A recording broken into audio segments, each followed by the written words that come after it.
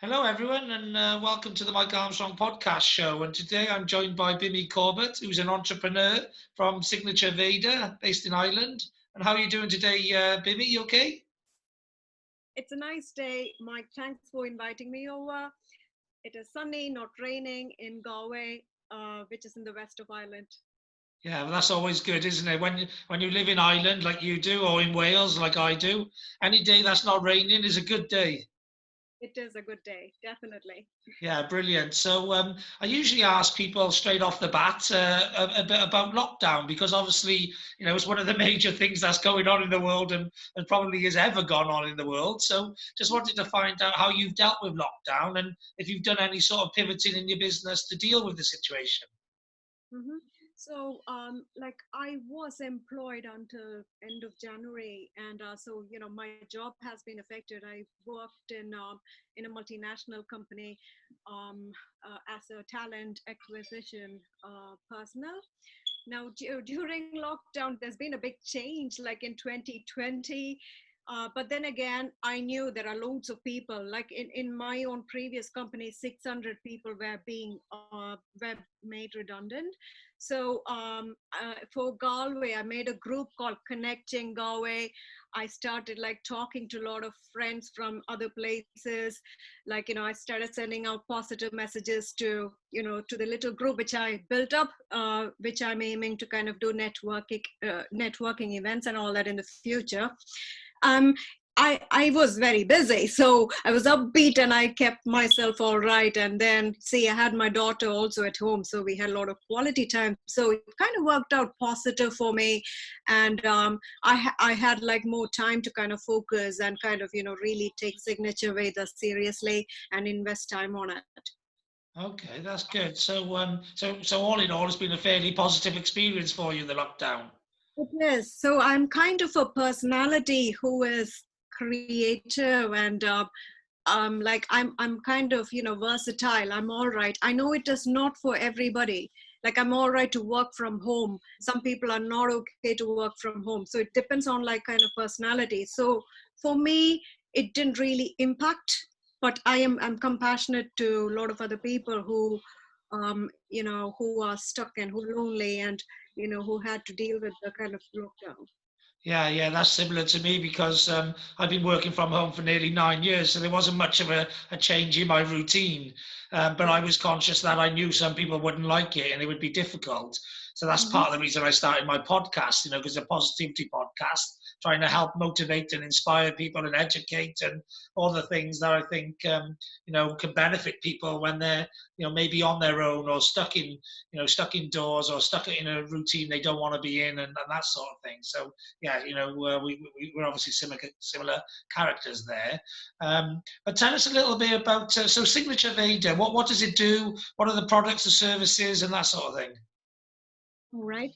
So Signature Veda has natural perfumes, and for me, creating natural perfume is very much like playtime and therapy time.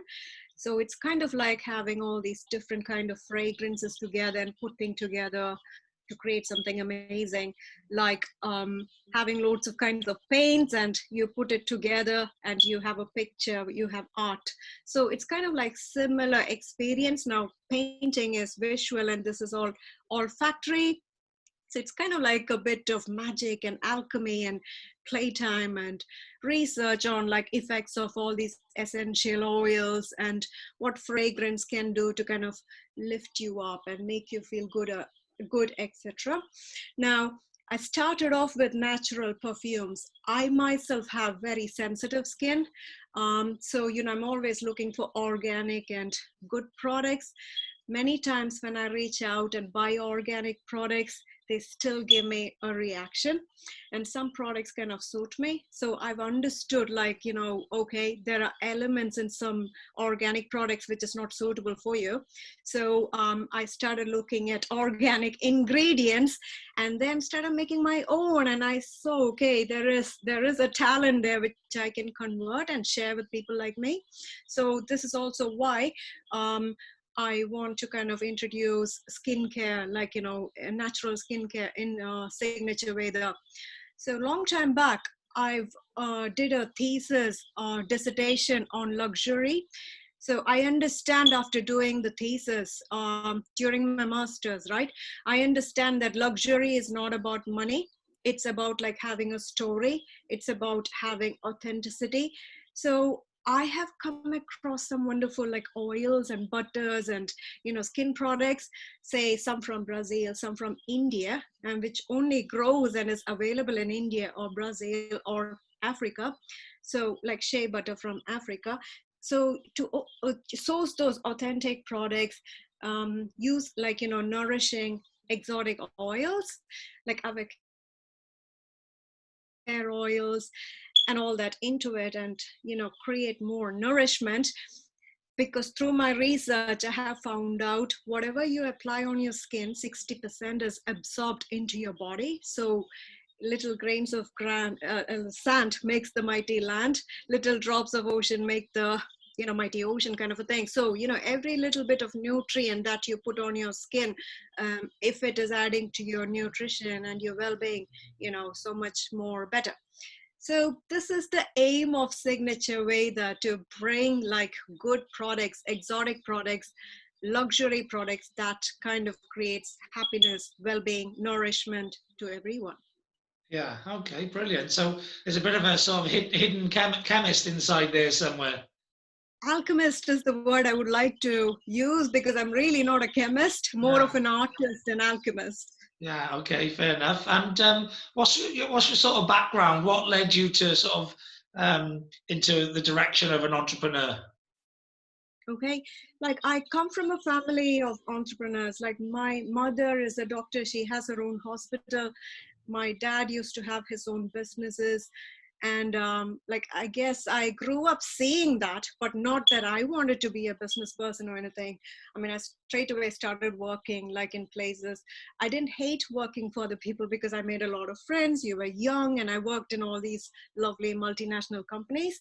But then by chance I started off a corporate kind of event, high-end event kind of a firm, within a span of like 3 or 4 weeks without much of planning, and that just kind of hit off. Like I just got lucky, and that was in a city called Bangalore, and it was so popular. Like I just became overnight famous, and I've tasted success like that.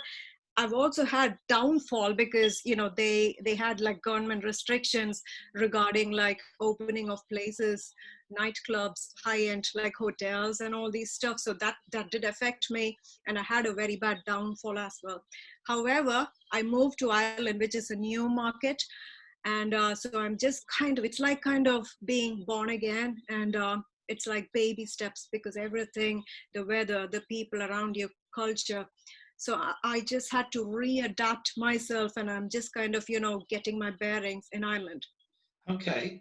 And what was it that brought you to Ireland? All right. So at that time, I met my husband online, like a friend, basically, through a game, basically, really stupid game, and we kept talking in Skype and all that. I did have a plan to do a master somewhere abroad, like either in Europe or America, to kind of just to put me back into the thinking of like business and entrepreneurship. So he's from Galway, but I chose to kind of study in a course offered by University of Wales but facilitated in Dublin, right? So I did this Master of Science International Business there, and yeah, so it's like part him and part studies, which brought me to Ireland. Okay, fair enough. And so you were doing events and things like that in Bangalore. So that Mhm. means you must have a big network there, I guess. Yeah.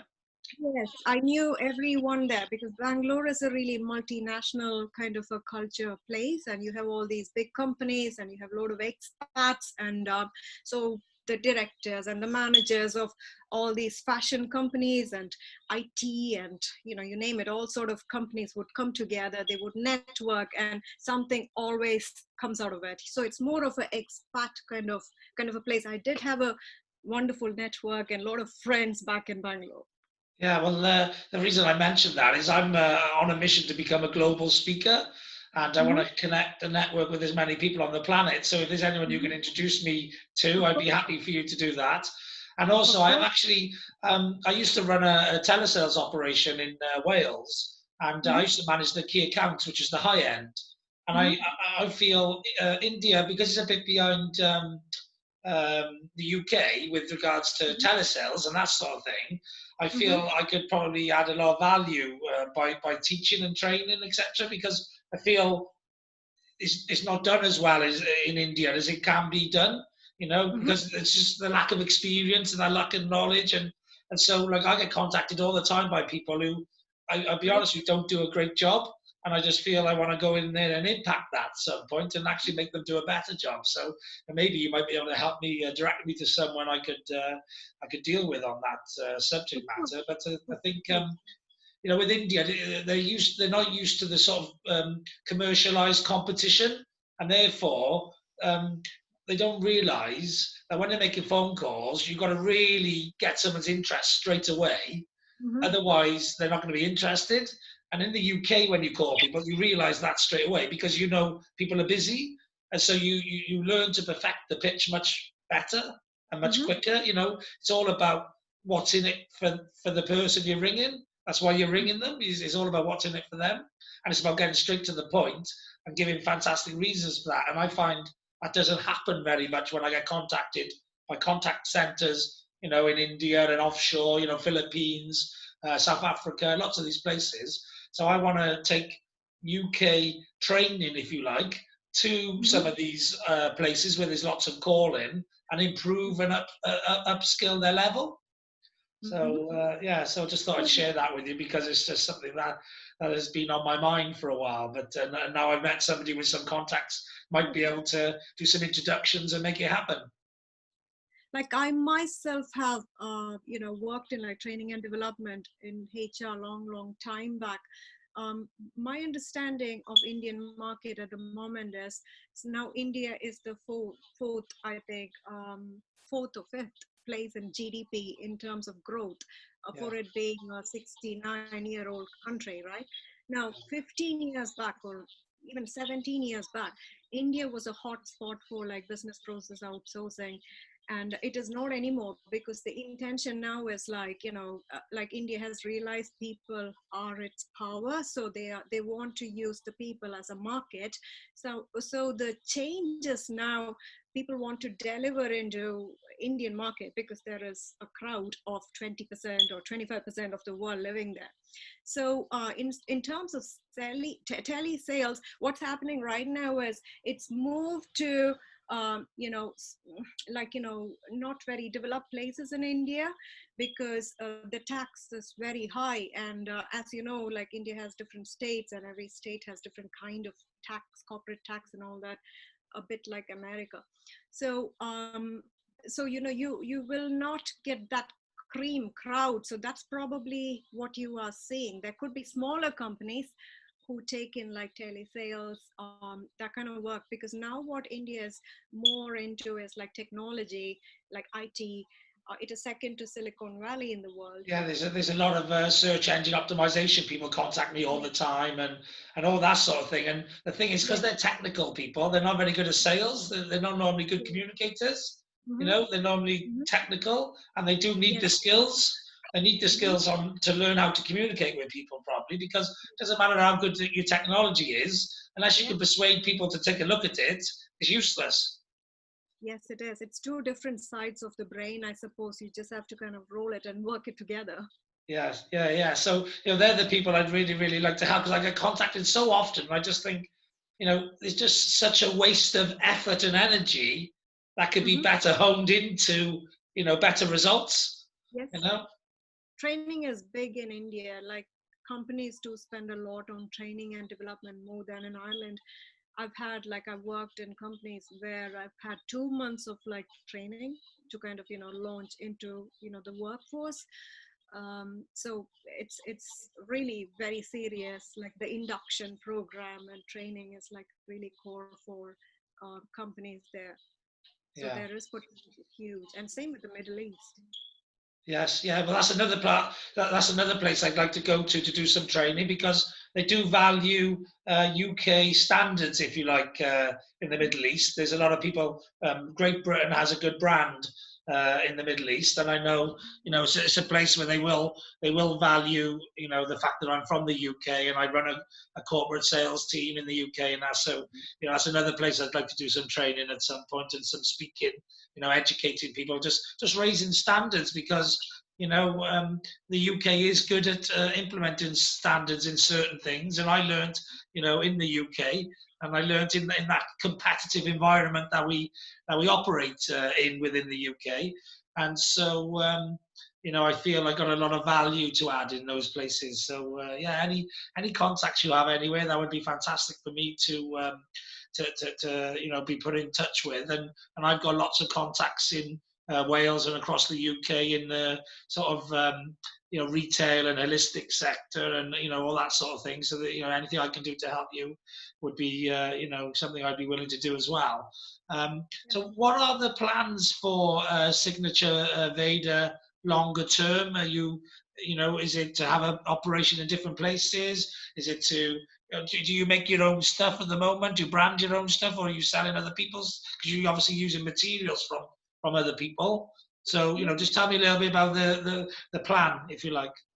Okay, so currently, I guess I'll have to, buy material from other people because, lots of things don't grow here. So I'll have to kind of import the raw material like a special butter called kokum butter, which comes from south of India. From a, do you know what is tamarind, which is a sour fruit, and Yes, it's yeah, from yeah. the seed of it, and it is really highly regenerative, etc. Now, I'll have to get those materials from different parts, authentic kind of materials from different parts. At the moment, what I'm doing it is like small scale, working from home, making it myself, and I run a website. I have the business in the online platform, but my future aim, the next step is to kind of get them out to retail stores, and the third step is to kind of have my own place, and then I have like few other elements with my products, like few other elements and ideas in it, and the fourth step is to kind of license my products to like other places in Europe, Yeah. and then go international. And so this is the kind of big vision. Hopefully I will follow through everything, every step. So that is my dream and plan. Yeah. Okay. And what does Signature Veda? What does that mean, or how did the name come about and that sort of thing? Mhm. So I'm really intrigued by the concept of luxury because I have spent a lot of time, and I chose that subject as my dissertation. So I done extensive research on what luxury means, and now luxury is signature. So that's where the first part of the word came from, and then Veda in Sanskrit means knowledge. So Ayurveda maybe, which is knowledge of life. So signature Veda is like a luxury knowledge, or like a special kind of knowledge. So that's why I put together the name Signature Yeah. Veda.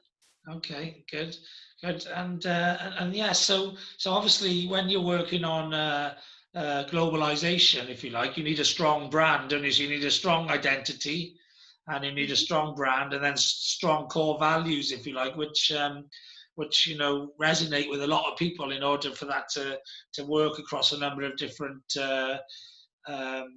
countries and cultures and all that sort of thing. So have you invested heavily in your branding, or is that something that you still got to do as you grow outside of the cottage industry and move more into the sort of wholesale and retail sector and all that sort of thing? I have core values. Like the main thing is to bring happiness to people and to help people, right? So, but I just have to, it's kind of in a vague stage at the moment. I still have to kind of polish it and develop it and make it better and see what else I can do, how I can contribute, how I can help myself and how I can help others. So this is something which I have to carefully think, polish. I have the basic idea, Yeah. but I just have to kind of groom it as I go, Yeah. like, global. Yeah, because one of the major things which makes a difference to products as you go global and build a brand is things like packaging. What it Hmm. looks like and how it looks like on the shelf, and whether it looks, in the area you're looking for it to be. Whether it's sort of low end brand, medium brand, or high end brand, which obviously yours is high end brand you're going for. Hmm. Getting the packaging right and those sort of things are really key to pulling that off, if you like, and pricing it right and all of those sort of things. And I want to avoid plastic and all that. And I have actually ordered some bottles, which is like glass and cork. Yeah. And I'm just waiting to see how it'll look and how durable the products will be in it. So which I have to test and see. I have all these ideas to kind of avoid plastic and thinking about different options and make it really niche and nice. At the same time, so which is work in progress. I do have like another small kind of little pots which I have is like from France, which is an art form called cloisonne during the ancient times. And so I want to incorporate bit of antiquity art and all that into my product as I kind of present it to the market. Yeah, because I think in that high end, especially, the shape of the bottles, the packaging, the bows, Hmm. all that sort of thing. I used to have a high end Swarovski crystal shoe and handbag business, Hmm. and we used to spray Joe Malone perfume we used to wrap it in our own branded tissue. Yeah, wrap the shoes in tissue, spray Joe Malone perfume, put them in like a shoe box with a pink, like a black shoe box with like doily inside, lace inside, No? with like a pink bow around and stuff Yes, like that. nice. Yeah. Yes. Yes. So things like that, really make a difference if you want to be high end. We pitched ourselves in at the bottom end of high end, the bottom end Hmm. of designer, if you like, which is if you're a new brand in the high end, that's the best place to pitch yourself. Right at the Right. bottom price. Look at the marketplace, look what are the value people are offering, match what the bottom end of the high end is, and then Hmm. grow into the top end of the high end as your brand gets more recognition and more fans, more brand advocates. More responses as well. Yes, very much. Yeah, so I quite enjoy that side of things. So if ever you need any help or second opinions, I quite enjoy, Right. analysing whether it's right, the right price is right and the positioning in the marketplace is right and all that sort of thing. Because that's, sort of analysis and using strategy and, problem solving and stuff. I love all that sort of stuff. So yeah, if ever you need any help or a second opinion, because it's quite sometimes it's good in business when you're in a business to have somebody else who's not in the business be able to look at it in a fresh pair of eyes. Right. Yes, definitely. I would contact you for all the help, all Yeah, the advice. brilliant. Yeah, and like I said, I like helping people like you do as well. If ever you want to tag me in on any posts on social media or any of your content, tag me in. I'll happily share it. I've got a blog which I share, like Welsh business news, Irish business news, Scottish business news. So I'll put content on there that's relevant to my target audience. I've got loads of like Facebook pages and Facebook groups. I've got an Irish biz page and an Irish biz group which I can share your content to as well. So just tag me in. I always want the content because it's helping me build my own following and increasing my own audience, if you like, So I'm happy to do that. Um, Also, just tell people how they can find out more about your business, your products, your services, and that sort of thing, and get in touch with you on social, etc. Definitely. I'll definitely tag you. I need all the help at this stage. Yeah, so just let people know how they can get in touch with you. Of course, thank you so much. Yeah. Do you want to tell them then your web address and your social media, etc.? So my website is www.signatureveda.com, and you will find me in Instagram, which is signature.veda. And I'm also in Facebook, so you can find me in the Facebook page, Signature Veda again. So yeah, that's me, and reach out to me, which is Bimi Corbett at gmail.com. Okay, brilliant. All right then. And when you're not being the awesome entrepreneur that you are, what else do you like doing? Well, what do you like doing on a weekend or for a break now and then? So I'm big into like, work-life balance, and I cherish my family, my little daughter, my husband. So we do kind of go out and, do stuff together, eat out. Like the people here, my daughter and husband is big into food. So I experiment, I cook for them and create stuff. And yeah, we kind of spend time together. And Yeah. that's what I would do. And otherwise I like reading and researching more about like new stuff and cool things that exist in the market, and developing myself. I am also a registered yoga teacher, but I've had a gap due to a health condition. So it's only yesterday I restarted yoga, which is like thrown me off my balance and all that, so which is good. I'll be in balance in a couple of months, I suppose. So Yeah. that is something which I would like to do, like teach yoga and practice yoga myself, and then start teaching. And I have a lot of like knowledge and energy which I can spread and you know create happiness. Brilliant, brilliant. Okay, then. Well, thanks very much for coming onto my podcast and sharing, some insights into your past and your current business and how you've adapted for the lockdown, etc. So, thanks a lot for that. Thank you, Mike. Thanks for having me here.